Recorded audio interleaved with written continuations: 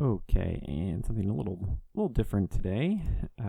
We are looking at some of my different Zwift setups over the past year or so of Zwifting, and this just sort of comparing the graphics and the experience and stuff together. So this first one is an iPad. So this is the 12.9 inch M1 iPad Pro, and this is what I used for almost a year, so probably 10 months or so, and it was fine, I guess. So it's sort of the weird aspect ratio, so it's like 1920 by 1440, I think, so it's sort of like almost squarish. It's not widescreen, so sometimes those menus sort of got in the way. The textures and things really aren't very good. It's in like the basic detail profile, I think is what Zwift calls it.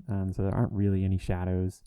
All the polygon count is low and stuff like that. So the details are really not there, but it was fine. I mean, I used it every day, and I didn't really know what I was missing until I started looking at other people's setups, and then I saw some of the higher resolution type setups that people had, and really really then I knew what I was missing. But it's good. It's perfectly usable. And I was just after basically getting some fitness in, and I didn't really care very much. The one thing that I will say is that it was smooth. I think this is like 30 FPS, 32 FPS, something like that. The iPad has that like variable screen, I think, so it did change, but yeah, it was very smooth. I never had any connection issues or anything like that, never any drop frames, so it was it was good for that. It's also it was quick to load.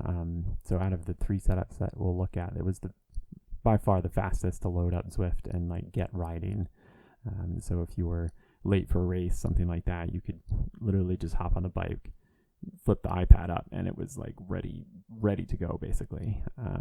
So it was very very fast in that respect. But I started looking at other people's setups, and really was feeling a little bit envious. So I switched to a kind of an old laptop that I had, and that is what you're seeing here. So you can see that there's definitely better resolution. I don't know what profile it is. Zwift sets their like detail profiles based on the hardware that is in your system. So it does that automatically. You can't really change it unless you go in and like do config files and stuff like that. But I did none of that. Just let it do its thing, and you'll see that there's plenty of shadows now, which looks much better. The aspect ratio is also quite a bit better. So it's normal widescreen, so it's 1920 by 1080, so it's HD. And the menus don't get in the way of any of the road or anything like that. So it looks looks more immersive, I guess you'd say.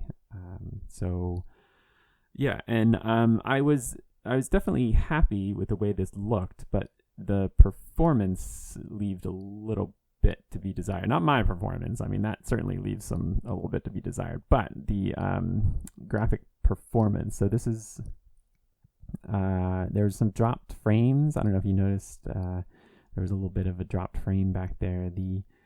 That might be the screen recording as well, but I definitely noticed some dropped frames while I was actually in game, and that is was a bit annoying. So the laptop, it was it's pretty old now. It's like 7 or 8 years old. It was an i7 like 4th gen. It did have a discrete graphics card as the NVIDIA Quadro, like M1000 mobile version, which is okay. It was all right, but the FPS was quite low. I think it's supposed to be 30, but I think this recorded at something like 20 something. So it was quite a bit lower than it probably could be. But it looked better, which is I was happy with for a little while. But the main problem, I think, other than the dropped frames, the main problem was that it took ages to load. I mean, by the time kind of start up the program, the actual Zwift program, it was multiple minutes before I could even choose what to do for the day, where to ride. And then it was another like multiple minutes before I actually got in game. So it was super annoying. By that time I was, on the bike, shoes on, ready to go.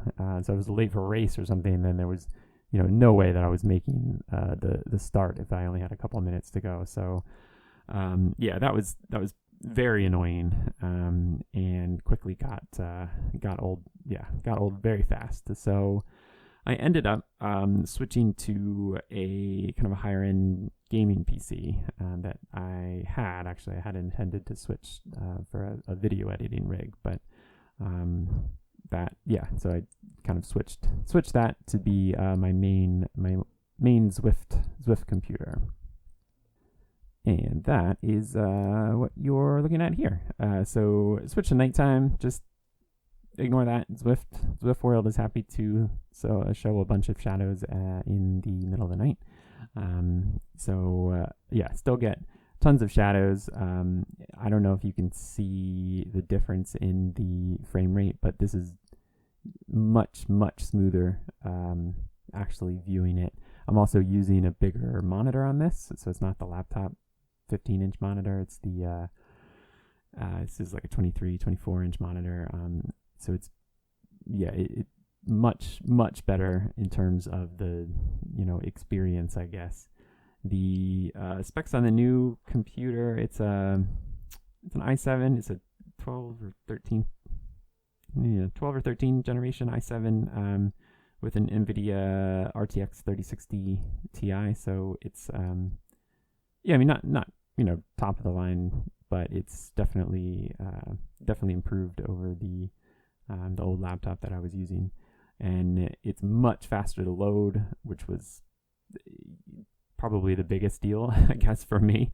So it's very quick to load, and I can also do some screen recording without any drop frames, and I haven't put the webcam up and done screen recording at the same time, but I'll try that out for the next race. But it should be able to handle that without a problem.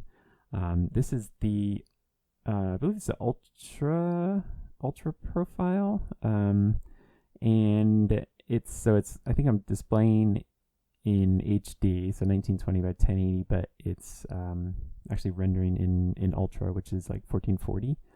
So it sort of downscales it to whatever display is up, and it does make it look quite a bit better, which is it's very much appreciated.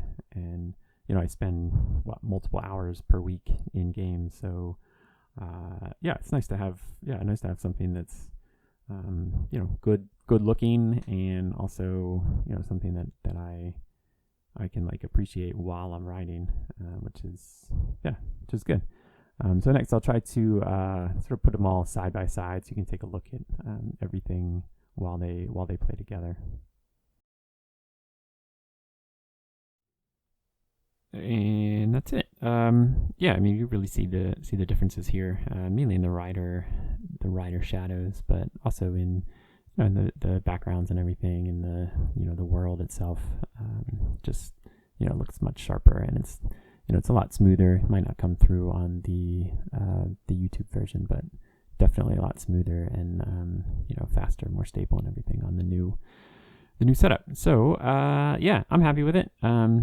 This might help you, might not. But this is my kind of my Zwift journey, I guess, over the last year. So hope you enjoyed the little my little journey, and I will see you at the next race.